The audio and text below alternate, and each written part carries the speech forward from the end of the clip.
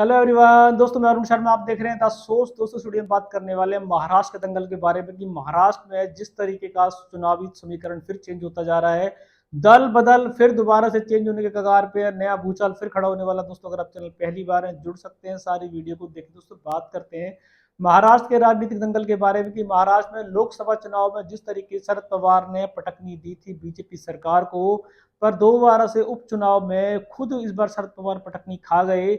पर बीचों बीच मुद्दा गर्मा ये गया है कि बीजेपी सरकार बढ़त बनाने के बावजूद भी उनके जो अजित पवार हैं, जो उनके मेन खिलाड़ी हैं, उनमें दोबारा से मन विचार की भावना जाग चुकी है। उनके खास मंत्री छगन भुजबल ने शरद पवार को ज्वाइन कर लिया है और उन्होंने एक आश्वासन दिया है कि आने वाले समय में अजित पवार वापसी कर जाएंगे। अब शरद पवार का पलड़ा फिर भारी होने वाला है। बीजेपी को विधानसभा चुनाव से फिर झटके लगने की कगार पे है। शरद पवार की राजनीति फिर गर्मा गई है और अजित पवार का आने जाने का रिकॉर्ड तो कायम रहेगा ही रहेगा। आज की ताजा खबर इसमें ऐड हो गई है कि छगन भुजबल तो पहले ही शरद पवार को सपोर्ट कर रहे थे, अब उनके 4 से 5 विधायक भी शरद पवार की पार्टी में वापस आ गए हैं। अजित पवार का अब क्या होगा? अजित पवार ने समय रहते दोबारा से बीजेपी सरकार को ठेंगा दिखाना है। विधानसभा की जैसे जैसे नजदीकियां बढ़ रही है, महाराष्ट्र की राजनीति में फिर भूचाल खड़ा हो गया है, क्योंकि अजित पवार को रोकना बीजेपी की बस की बात नहीं है। उनमें दल में फूट पड़नी शुरू हो चुकी है और शरद पवार के सियासी मोहरे फिर चल गए। शरद पवार से बड़ा राजनीति में, महाराष्ट्र राजनीति में कोई कद नहीं है। भले ही उन्होंने उपचुनाव में हार मान ली हो, पर वो विधानसभा के लिए अपने मोहरे ओपन नहीं कर रहे थे। और छगन भुजबल जो पिछली बार अजित पवार का साथ देते शरद पवार को ठेंगा दिखा गए थे, उनको समय समझ में आ चुका है, क्योंकि अभी बीजेपी सरकार के साथ उनके उनको अच्छे पद नहीं दिए गए थे, जिसके लिए अजित पवार ने काफी सारा बीजेपी को चेताया भी था। पर बीजेपी शायद इशारा समझी नहीं थी और छगन भुजबल वैसे भी छोटे पदों पर राजी नहीं रहते और समय रहते उन्होंने शरद पवार को दोबारा से अपना गुरु मान लिया है। अब बच्चे अजित पवार, अजित पवार के 4 से 5 विधायक आज बीजेपी और उनके गठबंधन को छोड़कर शरद पवार के गुट में शामिल हो रहे हैं। अब अजित पवार को देखना है कि उनका जो दल है उसमें से कितनों को वो रोक पाएंगे, क्योंकि बिना दल के तो अजित पवार और बीजेपी रखने में कोई मजा नहीं आएगा।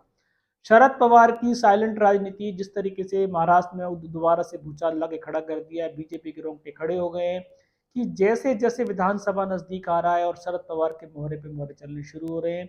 अभी उद्धव ठाकरे ने और शरद पवार ने एक साइलेंट राजनीतिक पूल कराया था, जिसके अंदर शरद पवार और महाअगाड़ी पार्टी को, इंडिया गठबंधन को अच्छी बढ़त मिल रही है और सीएम उनके ही गठबंधन का मुख्य बनने को तैयार है। अब शरद पवार की जैसे जैसे राजनीतिक दूरियां बढ़ रही थी, वैसे वैसे लोग नजदीक आने शुरू हो गए हैं। उनको समझ में आ चुका है कि इस बार महाराष्ट्र का मुख्यमंत्री महाअगाड़ी इंडिया गठबंधन की मिलजुल कर ही बनेगा, बीजेपी का नहीं बनेगा। जो जनता का रुझान है, पर ये कितना सटीक साबित होगा कुछ नहीं कहा जा सकता, क्योंकि उपचुनाव में बीजेपी ने और इंडिया अजित पवार, लेकिन देखा जाए तो अच्छी खासी बढ़त निकाली थी और शरद पवार को काफी अच्छी नुकसान हुआ है। अब इंडिया गठबंधन का जो सियासी दाव चलने वाला है विधानसभा चुनाव की तैयारी पर टिका है।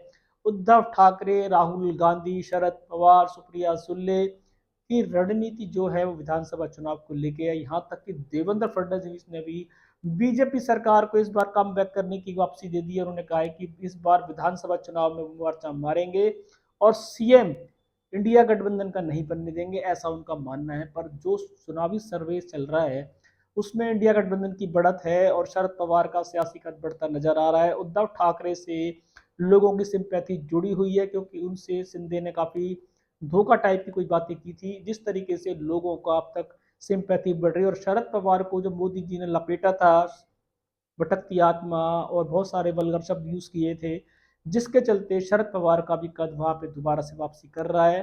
अब इंडिया गठबंधन का तो समय शायद बढ़ता नजर आ रहा है, पर अगर अजित पवार की पार्टी धीरे धीरे शरद पवार के गुट में चली जाएगी तो बीजेपी की मुश्किलें बड़ी होंगी और बीजेपी को समय रहते ही जागने की जरूरत है। शरद पवार का भूचाल महाराष्ट्र की राजनीति में दोबारा आ चुका है और शरद पवार के सियासी मोहरे दल चुके हैं और शरद पवार के ने अब जोड़ तोड़ अपना लिया है, क्योंकि उनका छगन भुजबल खाली हाथ नहीं आया, काफी सारों को लेके आया है और अभी तो 4 आए हैं। हो सकता है कि 4 भी आ जाएं, 14 भी आ जाएं, 15 भी आ जाएं।